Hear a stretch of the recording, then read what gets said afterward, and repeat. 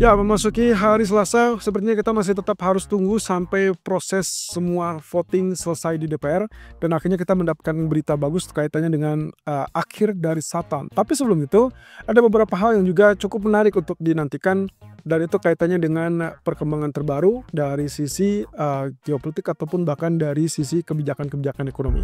Ini dia ulasannya. Oke, faktor penggerak market yang pertama datang dari masalah reopening ataupun akhir dari shutdown yang diharapkan akan terjadi minggu ini. Sepertinya kita baru akan melihat itu paling cepat besok atau di hari Rabu setelah voting betul-betul completely selesai. Tapi setidaknya fokusnya saat ini adalah mereka sudah cukup menyambut positif atau market lebih senang dengan kondisi bahwa ada kepastian ini akan berakhir, kemudian nanti akan diharapkan muncul data-data ekonomi yang secara spesifik itu bisa memberikan gambaran kepada kebijakan ekonomi ataupun kebijakan moneter Amerika.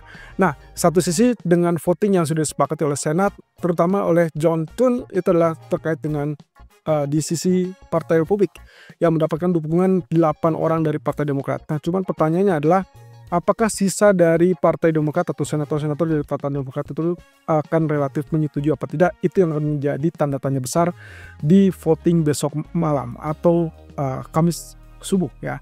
Dan kemudian terkait dengan apa yang dikatakan oleh Mary Daly, salah satu pejabat Fed yang cukup konsisten ya kalau kita bicara tentang konsistensinya dibandingkan beberapa pejabat lainnya atau beberapa rekanan lainnya. Mary Daly kecenderungannya konsisten dengan pandangan bahwa risiko sudah bergeser ke pasar tenaga kerja daripada masalah inflasi. Dan ini sudah kita lihat juga pernyataan-pernyataan sebelumnya dari sejak Jackson Hole Symposium.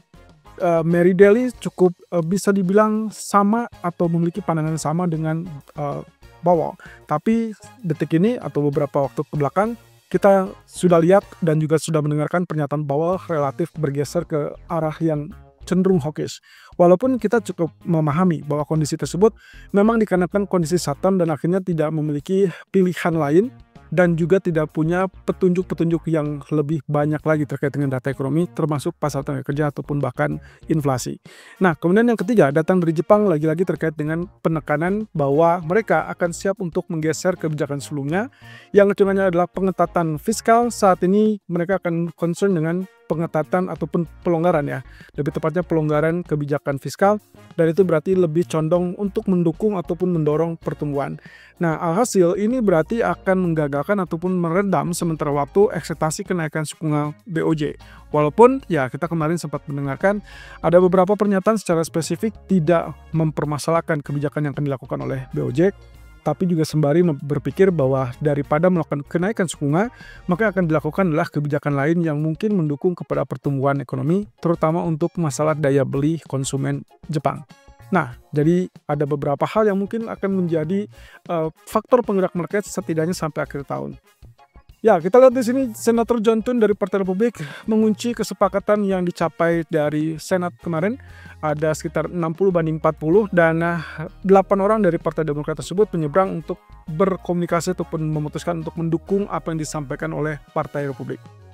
Tapi dengan catatan, sebetulnya saya juga tidak menemukan indikasi apakah mereka melakukan kesepakatan ini dengan sesuai kesepakatan dari Partai Demokrat lainnya atau anggota-anggota lainnya. Karena memang dari sejak awal mereka cukup konsisten, mayoritas cukup konsisten untuk memperjuangkan masalah Affordable Care Act atau yang kita kenal dengan Obamacare, yaitu subsidi kesehatan yang akan berakhir kurang lebih di akhir tahun ini, 2025. Nah, tapi kalau misalkan 8 orang tersebut maju dengan tanpa condong untuk memikirkan nasib dari Care Act tersebut, maka kemungkinan ada risiko yang mungkin akan kita lihat itu besok saat mereka melakukan voting atau DPR melakukan voting. Nah, hari Rabu jam 5.30 sore waktu setempat atau kurang lebih berarti hari Kamis 5.30 pagi, kita akan melihat hasil yang akan terjadi. Apakah itu akan membuat mereka sepakat, betul-betul completely sepakat, atau justru malah jadi mentah kembali. Kalau misalkan ternyata ini terjadi kesepakatan, maka kita akan segera mendapatkan kesepakatan untuk dibukanya kembali pemerintahan. Tapi kalau misalkan tidak sepakat, maka ini akan ada risiko bahwa kita belum tentu akan melihat shutdown berakhir betul-betul besok malam ataupun besok pagi. Berarti ada kecenderungan hari ini adalah hari ke-41 dan besok hari ke-42. Kalau misalkan sama sekali tidak maju, ya otomatis shutdown tersebut akan terus bergulir. Walaupun dengan demikian, Ada catatan dari beberapa analis juga memperkirakan bahwa ini mostly akan disetujui. Berarti kita berharap ini yang terbaik dan berarti kita tinggal tunggu perkembangan lebih lanjut. Mungkin saja Demokrat menyerah kepada Republik, kemudian mereka mempertimbangkan ulang dengan harapan bahwa nanti setelah reopening berarti mereka bisa menuntut ataupun bisa mendesak kepada Partai Republik untuk segera membahas perpanjangan dari subsidi kesehatan tersebut. Nah, tapi yang juga menjadi soal di sini adalah kita mungkin pertimbangkan dengan apa yang dikatakan oleh para pejabat Fed setelah 1 bulan lamanya atau 40 hari lamanya mengalami shutdown government. Walaupun Fed atau Federal Reserve itu tidak terpengaruh dan mereka tetap bekerja, tapi menjadi masalah adalah kebijakan suku bunga. Kita sudah dengar dari Powell di FOMC Oktober mengatakan bahwa keputusan untuk pemangkasan bulan Desember itu tidak pasti. Dan kalimat tidak pasti ini bukan berarti mereka menutup pintu sama sekali, melainkan mereka menunggu data lebih lanjut, seperti yang dikatakan oleh Austan Goolsbee. Nah, kali ini dari Mary Daly kembali menekankan dan juga mengingatkan pada Fed supaya tidak mengambil ancang-ancang yang serius akan berdampak fatal. Jadi pada dasarnya Daly mempertimbangkan bahwa ada memang risiko inflasi, tapi juga tidak boleh mengabaikan kemungkinan adanya lonjakan produktivitas. Nah, kemudian juga kenaikan harga akibat tarif tersebut justru hanya terlihat kepada efek harga-harga barang, tapi itu pun tidak terlalu luas. Kemudian dia juga masih tetap konsisten dengan keseimbangan yang mulai bergeser ke pasar tenaga kerja. Kalau Anda ingat, kalimat ini sebetulnya sudah disampaikan semasa Jackson Hole Symposium dan juga waktu FOMC September. Jadi saya rasa dia yang paling konsisten dan juga paling bisa dikategorikan mungkin tetap mendukung kepada pasar tenaga kerja untuk dipulihkan. Dan itu berarti pelonggaran kebijakan moneter yang artinya juga mendukung kepada pemangkasan suku bunga bulan Desember. Nah, satu catatan pasti dia mengatakan bahwa ada catatan terkait dengan pertumbuhan upah yang melambat, sehingga itu mengindikasikan adanya guncangan permintaan negatif di pasar tenaga kerja. So, kalau misalkan seperti ini, saya menyimpulkan dari data ADP kemarin yang relatif rebound atau relatif lebih baik daripada ekspektasi, sebetulnya tidak mencerminkan sama sekali terkait dengan laju ataupun tingkat pengangguran di Amerika.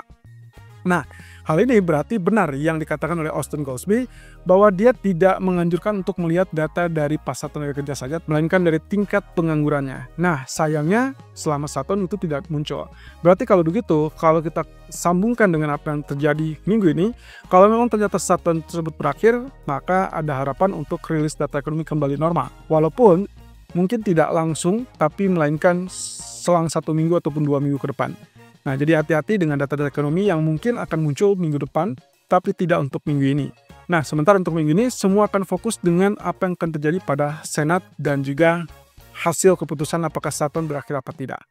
Oke, dari sisi Jepang, rasa-rasanya ini adalah penekanan kembali berulang kali dan sejak mereka merayakan kemenangan Takaichi, mereka juga selalu menekankan bahwa pemerintah Takaichi itu akan mencoba untuk mendorong pertumbuhan ekonomi. Jadi pada dasarnya ini adalah kebijakan longgar versus dengan BOJ yang kecenderungannya menaikkan suku bunga, itu adalah menaikkan berarti memperketat kebijakan moneter. Nah, maka dari sini Takaichi sempat mengatakan bahwa dia meminta kepada BOJ untuk berhati-hati atau bersabar untuk menaikkan suku bunga. Dan bahkan penasihat ekonomi dari tim Takaichi mengatakan bahwa BOJ sebaiknya menunda untuk menaikkan suku bunga at least sampai ke bulan Januari. Nah, di bulan Januari mungkin dengan catatan itu pun kalau didukung atau mendukung untuk kenaikan suku bunga. Salah satu catatannya adalah saat pemerintahan Takaichi ini mengerus ataupun memicu dengan stimulus ekonomi, maka diharapkan nantinya daya beli akan terdongkrak, akan meningkat, dan sehingga akhirnya inflasi betul-betul naik gara-gara daya beli yang relatif tinggi. Dan diharapkan juga akan mendorong untuk pertumbuhan upah yang lebih tinggi daripada inflasi. Artinya lagi-lagi mereka mencoba untuk mendorong kepada daya beli konsumen Jepang. Kalau itu sudah terbentuk, berarti tingkat gaji pun sudah mulai kenaikan. Alhasil inflasi naik bukan karena harga energi ataupun bukan karena konflik geopolitik, melainkan gara-gara secara fundamental ekonomi memang pulih. Dan itu yang diharapkan bisa menjadi jembatan ataupun bisa menjadi alasan untuk BOJ menaikkan suku bunga di kemudian hari.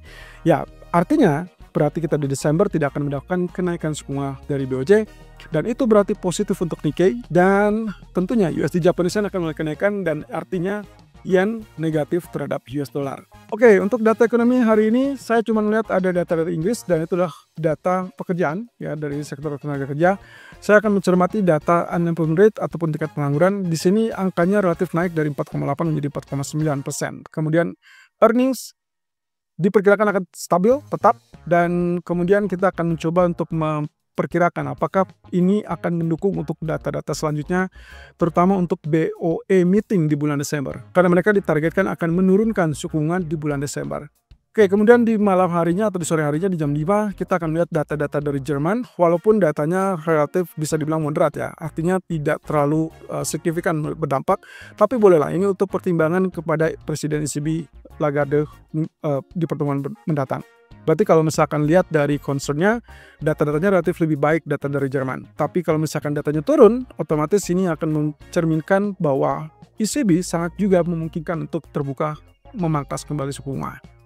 Nah, minggu ini berarti kembali saya ingatkan tidak akan ada data ekonomi dari Amerika, karena berarti completely kita belum bisa pastikan apakah shutdown berakhir apa tidak. Kalaupun selesai, berarti kita masih tetap harus tunggu delay 1 minggu ataupun 2 minggu ke depan. Kemudian yang akan fokus kita lakukan adalah menunggu terkait dengan perkembangan baru, apakah reopening atau tidak. Besok berarti votingnya, kemudian GDP Inggris dan juga Eropa, dan juga termasuk data di hari Jumat, yaitu Industrial Production dari China.